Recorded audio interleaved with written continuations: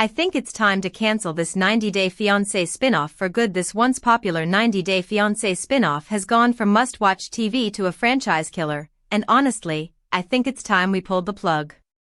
90 Day Fiancé Season 1 debuted in 2014, following couples racing the K1 visa clock. Its popularity led to spin-offs like Before the 90 Days, Happily Ever After, The Other Way, and more, thus creating a sprawling reality franchise. It's true what they say, too much of anything can wear thin. I used to binge 90 Day Fiancé and its spin-offs regularly, hooked on the drama and wild love stories. But after so many spin-offs and familiar faces, the excitement started to fade. It feels like I've seen the same story play out over and over. Lately, I've found myself zoning out while watching a 90 Day Fiancé spin-off. The spark that once made the TLC reality show addictive is fading fast. The drama feels repetitive, and storylines drag on longer than they should. One particular spin-off might be the last straw. I'm seriously considering walking away from the entire 90 Day Fiancé franchise for good. The same old 90 Day Fiancé faces are boring to me. Why I'd rather watch 90 Day Fiancé, The Other Way with new couples and fresh storylines. The same old 90 Day Fiancé couples are wearing thin. I've watched these familiar faces go through the same tired drama for years. The breakups, makeups, and fake-outs don't surprise me anymore. I miss when the show felt real and unpredictable. Without new perspectives, it's hard for me to stay invested. The excitement that first hooked me just isn't there now. Meanwhile, The Other Way feels like a reset. I actually look forward to The Other Way because it flips the script. Watching Americans adjust to life abroad is a real challenge, and I love seeing how they adapt. The new couples don't know what's coming, which keeps me curious. Their journeys feel fresh, emotional, and way more engaging than the usual loop. The best part of reality TV for me is being surprised, and I don't get that from the same old cast on Happily Ever After. The Other Way brings real change in stories I haven't seen 100 times. I want drama, but I also want honesty and something that actually feels new. That's what keeps me watching. All of the 90 Day Fiancé cast members use social media. Fans know that Gino is no longer with Natalie. The cast often end up spoiling their own storylines on social media, even if they don't mean to. I saw Jasmine post about having her baby, Matilda, with Matt Brownie's back in April 2025. But on Happily Ever After? Season 9, she's not even pregnant yet. It feels strange watching her still act like she wants Gino, when in real life, she's clearly moved on and is enjoying life in Florida with Matt and their baby. Jasmine was the one who first spilled the tea about Gino dating someone. I watched Elizabeth and Andre talk about leaving Florida to move to his hometown in Moldova with their kids, Eleanor and Winston. Elizabeth seemed serious about it, even though her family wasn't supportive. By episode 4, they flew out to Moldova. It felt like she was hoping the visit would help her make up her mind. Watched when Andre threw that big party in Moldova to announce their move. Elizabeth looked so uncomfortable. She had been complaining about sharing a bathroom with his parents and the kids. She even admitted she couldn't understand Romanian and had no idea what Andre was saying during his speech, and it felt awkward to watch. I've followed Elizabeth and Andre for years, so I was never convinced they'd move to Moldova on 90 Day Fiancé. U.S. Sun reports that they built a huge 3,670 square foot home in Zephyr Hills, Florida, back in 2022 for nearly $400,000 and are still living there. Honestly, it reminded me of Loren and Alexei's storyline since we all knew they weren't leaving either. Natalie. She shared it in an Instagram story, saying they had already broken up. Jasmine also claimed he went on to date 2 Brazilian women. I even remember hearing about Gino's relationship with Kelly Wagner, which supposedly ended after he got exposed for messaging other women and body-shaming her. It made me wonder why the show keeps dragging out these already dead storylines. 90 Day Fiancé, The Other Way Season 7 will soon be the newest 90 Day Fiancé season to hit our screens. The Other Way is one of the franchise's most unique spin-offs. While the majority of 90 Day Fiancé shows focus on international individuals moving to America, The Other Way does the opposite. The series follows Americans who decide to move across the world for love. This often results in culture shock, conflicting feelings, and of course, drama. 90 Day Fiancé, The Other Way Season 7 will be here before we know it. Here's everything you need to know about the new season's cast, release date, and more. The Other Way Season 7 features both returning and new couples. The Other Way Season 7 will feature returning faces as well as 4 new couples. Jenny Slatten and Sumit Singh will be returning this season for their 4th season of spin-off. After overcoming numerous obstacles in their relationship, Jenny and Sumit got married during The Other Way Season 3. The couple is currently living together in India, where Jenny has permanently moved. Luke Berry and Madelaine Perez will also be returning this season, following their time on 90 Day, Love in Paradise Season 4.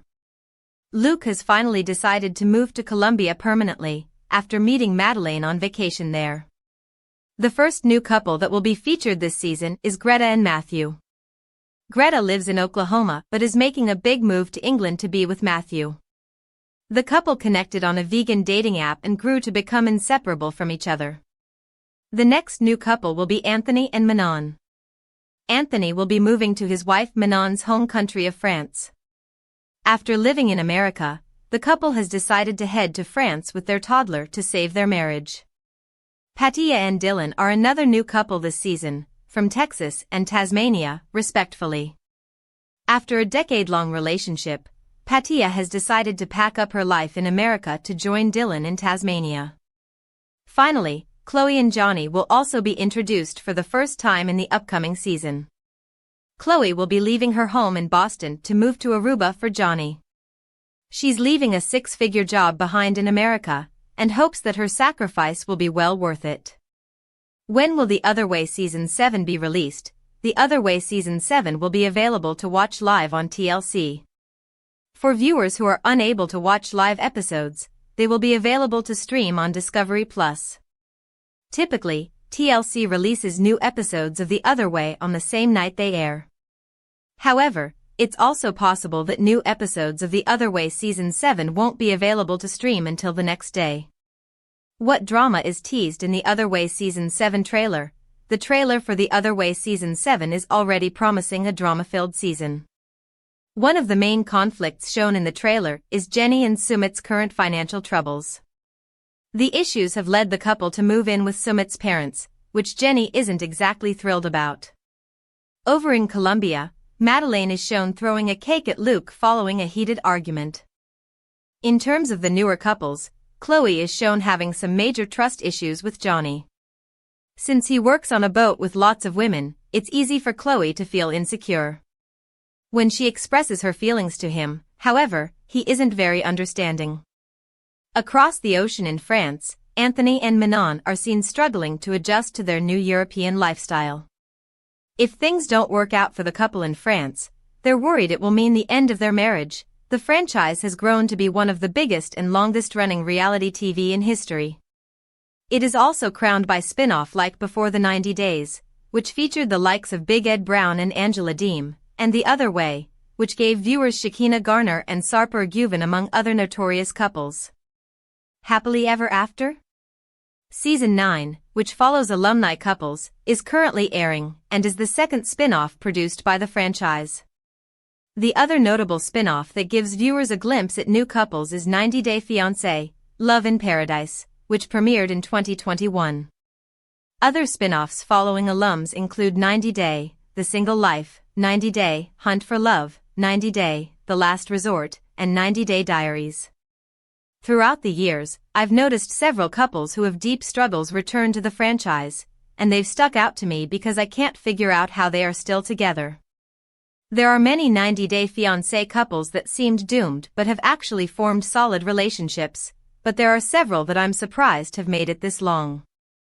90 Day Fiancé debuted on TLC in 2014, and there have been 11 seasons of the OG show. Notable 90 Day Fiancé Season 11 aired the 90th network wedding, Jessica Parsons and Juan Daza. Juan is trapped. Jessica Parsons and Juan Daza were first featured in Love in Paradise Season 3.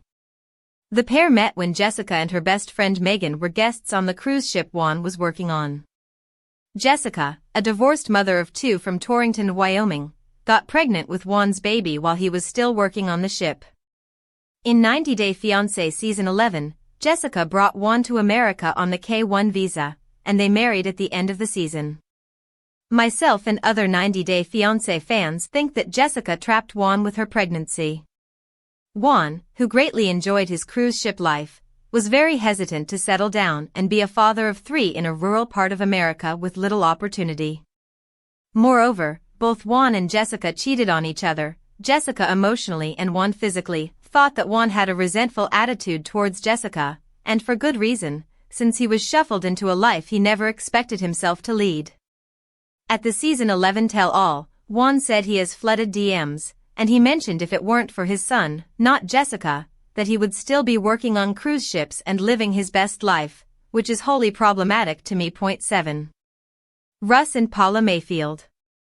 Paula uses public platforms to talk about her marriage. Russ and Paula are an OG couple, having been on 90 Day Fiancé Season 1.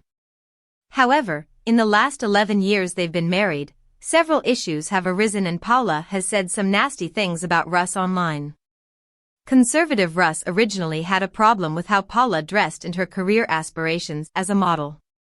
But Paula carved her own path and made Russ get with her ideals. Then, Paula was the breadwinner during the pandemic, which strained their relationship.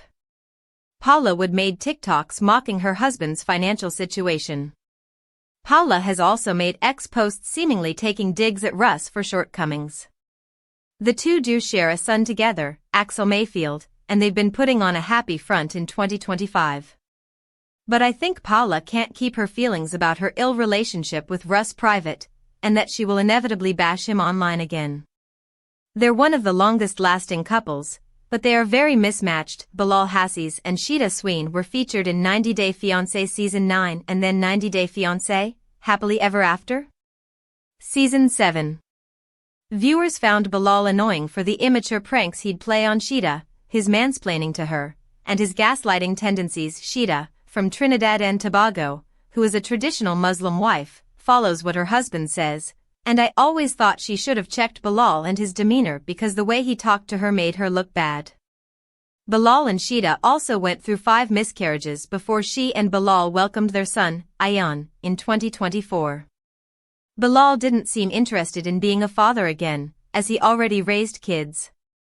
While I appreciate that Sheeta is getting the life she wants with Bilal, I don't think the way he treats her and the way he conducts himself in general is positive long-term for Sheeta. 61-year-old Sean Finch met 25-year-old Brazilian native Aaliyah de Batista on an international dating site when Aaliyah identified as a male named Douglas.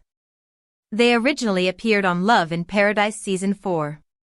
However, while together, Aaliyah began transitioning even though Sean, who was married to a woman before, wanted to be with a man. Sean decided to support Aaliyah and brought her to America on the K-1 visa in 90 Day Fiancé Season 11, and Aaliyah displayed many red flags.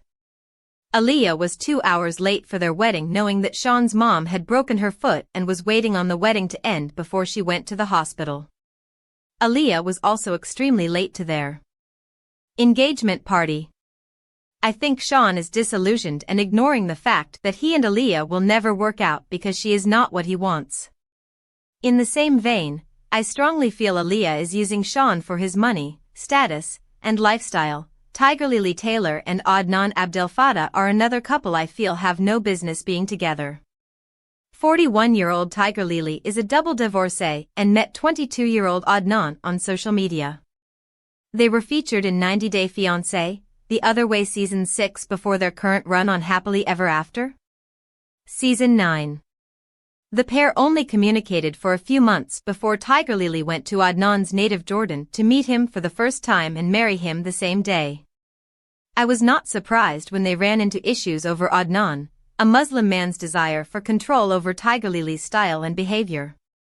Tigerlily has tried to be forceful with her opinions about not changing, but she gets bulldozed most of the time by Adnan, who seems to have the master plan for their lives. Tigerlily and Adnan had their first child together, although Adnan wants 5 children. another issue that I don't see boding well given Tiger Lily's age.